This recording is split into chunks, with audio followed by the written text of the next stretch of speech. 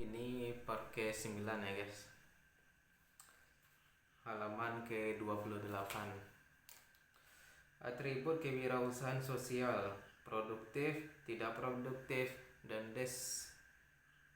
destruktif. William Beaumont menunjukkan bahwa kewirausahaan suatu masyarakat bisa produktif, tetapi tidak juga bisa tidak produktif dan juga berpotensi destruktif. Atribut-atribut kewirausahaan suatu masyarakat ditentukan oleh lembaga-lembaga sosial dan mekanisme insentif masyarakat yang bersangkutan. Alibaba sudah melakukan banyak eksperimen dalam menghasilkan cara-cara membangun jenis-jenis mekanisme insentif dan lembaga platform yang menjadikan kredibilitas sebagai budaya korporat platform. Pada saat yang sama, Alibaba menjadikan kredibilitas sebagai sebuah sumber daya penting dalam abad digital dengan membuatnya menjadi modal integritas yang bisa dikuantifikasi. Berdasarkan rekam kredit 7 juta vendor online aktif grup jasa keuangan mikro, Alibaba sudah memberikan kredit bagi 4 juta vendor online. Orang-orang ini bisa mendapatkan pinjaman dari Alibaba tanpa sejumlah besar deposit di bank, agunan, dan jaminan pihak ketiga. Fakta ini saja sudah merupakan sesuatu yang fenomenal dalam sejarah keuangan di Barat. Usaha kecil menghadapi kesulitan luar biasa dalam mendapatkan pinjaman, mengingat mereka tidak punya agunan apapun atau catatan kredit, dan tanpa seorang pun yang bersedia menjamin pengembaliannya. Ini bukan hanya menjadi isu di Tiongkok, tetapi juga di seluruh dunia di bidang keuangan, dan sudah banyak perseorangan maupun organisasi internasional yang berusaha mengatasinya dengan cara-cara kreatif. Muhammad Yunus adalah salah seorang semacam itu. Dia adalah seorang sarjana keuangan dari Bangladesh yang menciptakan sebuah layanan pinjaman mikro di bidang keuangan tradisional yang menawarkan pinjaman bagi para pengusaha miskin yang tanpa layanan itu tidak akan bisa mendapatkan pinjaman tradisional. Pada tahun 2006, Yunus dan Grameen Bank mendapatkan penghargaan hadiah Nobel atas kerja mereka mempromosikan kemajuan ekonomi dan sosial dengan bekerja di lapisan masyarakat terendah. Ini menunjukkan suatu pengakuan global bagaimana pinjaman mikro merupakan faktor penting dalam membantu mengentaskan kemiskinan dengan mendanai usaha-usaha rintisan. Melalui usaha seperti yang dilakukan Yunus, pemberian pinjaman mikro Alibaba menempuh pendekatan yang lebih kreatif lagi.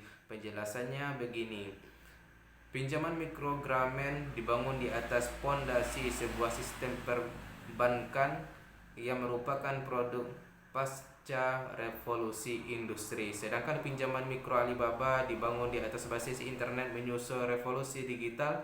Pinjaman mikro ini dibangun di atas pondasi sebuah jasa keuangan berbasis data besar. Dibandingkan dengan metode-metode yang digunakan oleh Grameen Bank, Alibaba memiliki biaya layanan keuangan lebih rendah, lebih sedikit risiko, dan cakupan jauh lebih besar. Ditambah lagi, pinjaman mikro ini terbuka, transparan, efektif, dan akuntabel. Sebagai sebuah inovasi keuangan, pinjaman mikro ini signifikan sehingga historis dan sangat konstruktif. Konsep-konsep di balik pinjaman mikro ini dan penerapannya di masa depan akan menggusur cara tradisional di mana orang miskin di tingkat akar rumput ditolak masuk ke pintu gerbang besar keuangan yang hanya menghadapi ke arah orang-orang yang kaya. Layanan pembiayaan mikro akan menjadi gerbang yang terbuka bagi semuanya. Layanan ini akan menyediakan likuiditas yang bisa dikatakan merupakan urat nadi bagi semua jenis rintisan maupun operasi-operasi berkelanjutan. Dalam gerak menuju abad perdagangan yang sama sekali baru, perilaku tidak produktif dan destruktif niscaya muncul di kalangan para vendor daring. Dalam tahun-tahun belakangan, berbagai platform dagang L di Tiongkok dipenuhi isu terkait praktik-praktik curang, termasuk perusahaan seperti Jingdong, Taobao, Dangdang, dan Suning. Order-order beri tiket buruk, pedagang tidak memenuhi syarat, dan gugatan-gugatan hukum terkait order dan aktivitas melanggar hukum lainnya sering dijumpai. Rancangan sistem peringkat kredit berbasis internet harus mengembangkan sebuah sistem evaluasi yang melindungi hak dan kepentingan pembeli, vendor, dan vendor dari pihak ketiga. Barangkali ketika sistem evaluasi ini sudah ditetapkan, sistem ini terlalu terfokus pada hasil-hasil yang diharapkan dan tidak menganalisis konsekuensi-konsekuensi yang tak terduga yang juga mungkin muncul. Akibatnya inovasi-inovasi destruktif sangat merusak reputasi para penjual yang tidak bersalah dan menimbulkan kerusakan luar biasa pada bisnis mereka. Walaupun platform dagang L itu sendiri bisa mengambil langkah-langkah untuk menjaga dan menyerang balik segala macam aktivitas curang dan kriminal, kekuatan tindakan pemerintah tetap sangat penting. Platform dagang L biar bagaimanapun bukan badan penegak hukum. Platform semacam itu bisa dirancang mekanisme insentif dalam cara-cara yang ilmiah, tetapi kunci bagi panduan seluruh inovasi sosial dalam arah yang produktif berada di tangan pemerintah. Bukan saja pemerintah harus membangun lembaga-lembaga hukum yang lebih baik, tetapi pemerintah juga harus meningkatkan ketegasan penegakan hukum. Alibaba sudah mengambil langkah-langkah inovatif besar di bidang sumber daya manusia dalam seluruh masalah ini untuk memastikan kewirausahaan produktif para staf. Ketika Alibaba membangun sistem manajemen internal dan mekanisme insentif, Alibaba sudah mengambil sejumlah tindakan untuk menghimpun energi positif. Tindakan-tindakan itu meliputi penetapan prinsip-prinsip perekrutan staf, mendorong kompetisi bagi inovasi, dan bahkan menyebarkan papan buletin di kamar-kamar kecil untuk menghimpun ide-ide bagus dan informasi tentang perasaan karyawan. Pada saat yang sama, Alibaba tegas dalam menyerang segala perilaku yang membahayakan budaya Alibaba sebagai sebuah korporasi. Pada tahun 2009 dan 2010, Alibaba menyelidiki ribuan kasus di mana para pemasok Tiongkok dicurigai terlibat dalam aktivitas curang. Bukti menunjukkan bahwa sebagian staf Alibaba dalam tim penjualan langsung perusahaan B2B sengaja mengizinkan perusahaan tertentu memasuki platform Alibaba murni demi mendongkrak peringkat kinerja mereka sendiri. Dengan demikian mendapatkan lebih banyak pemasukan. Hampir 100 staf terlibat langsung. Orang-orang ini kemudian ditangani menurut sistem tata kelola internal perusahaan, termasuk dipecat. Pada saat yang sama, Alibaba mengambil tindakan menghukum para pejabat tinggi, CEO perusahaan B2B Alibaba, YZ, dan pejabat operasional kepala Li Chuhui dipecat untuk mencegah perilaku pemburuan renten tidak produktif semacam itu. Alibaba menetapkan sistem-sistem berdisiplin yang mirip dengan sistem bagi pejabat publik di Amerika Serikat. Misalnya, staf tidak boleh menerima hadiah apapun dalam bentuk lain kompensasi apapun dari pihak-pihak luar. Ketika personel Alibaba melakukan penelitian, sangat mungkin mereka disodori berbagai macam rayuan, seperti diundang menghadiri jamuan makan mewah atau diberi hadiah oleh pemerintah atau pedagang setempat, tetapi mereka tidak diperbolehkan menerima semua itu. Keuangan mikro berbasis modal integritas. Adam Smith dalam The Wall of Nations memberikan sistem teoritis kokoh di balik ekonomi arus utama saat ini. Tangan tak terlihat. Pasar mungkin sekali memadu perekonomian pasar. Integritas moral masih menjadi pondasi bagi masyarakat manusia. Biar bagaimanapun, sebagaimana dideskripsikan dalam teori integritas moral oleh Smith, tangan tak terlihat ini menjadi inti ekonomi, walaupun pada kenyataannya integritas moral dan standar moral jarang sekali terlihat dalam ekonomi arus utama. Perekonomian masa kini menggunakan transaksi perbankan, virtual, dan moneter yang sangat kompleks untuk melaksanakan produksi barang dan pengadaan jasa yang sangat terfragmentasi. Karena itulah reputasi personal dan kepercayaan timbal balik luar biasa penting dalam memelihara operasi bisnis normal. Sebuah pasar keuangan yang efektif harus bisa merangsang aktivitas komersial dan kreasi bisnis yang positif. Dalam sebuah era kapitalisme keuangan, jika pasar pinjaman mikro tidak sempurna atau tidak berfungsi sebagaimana mestinya, reputasi dan kepercayaan juga tidak berfungsi sebagaimana mestinya. 300 tahun silam, penulis The Fable of the Beast, Fabel Lebah, memuji-muji kebajikan menjadi sangat serakah dan dikritik pedas oleh Adam Smith. Meski begitu, beberapa profesor dan sebagian orang di Wall Street tetap menggemari cerita menggelikan ini. Hingga kini, parabel tersebut diajarkan di beberapa kuliah MBA dan MBA eksekutif. Kendati demikian, banyak sekali penelitian menunjukkan bahwa perilaku tamak dalam diri perorangan bisa menimbulkan krisis keuangan berskala besar. Bahkan krisis perekonomian global pada tanggal 5 Mei 2012, Reuters melaporkan dalam sebuah berita bahwa Kepala Departemen Keuangan AS, Tim Geithner, memberikan komentar, sebagian besar krisis keuangan disebabkan oleh perpaduan kebodohan dan ketamakan, juga kesembronoan dan pengembalian risiko serta harapan. Pada tahun 2014, seorang sarjana Inggris mendapati ketika meneliti laporan tahunan dan laporan keuangan 5 bank selama periode 2004 sampai 2009 bahwa budaya awal mengutamakan nasabah bank-bank tersebut berubah menjadi budaya yang didorong oleh penjualan, dan bahwa selama 5 tahun itu kelima bank tersebut didominasi oleh semacam budaya keserakahan yang mengabaikan konsekuensi. Krisis keuangan 2008 meruntuhkan reputasi kapitalisme keuangan di negara-negara barat. Sebagian ditunjukkan sebuah jejak pendapat Gallup pada tahun 2011 di Amerika Serikat.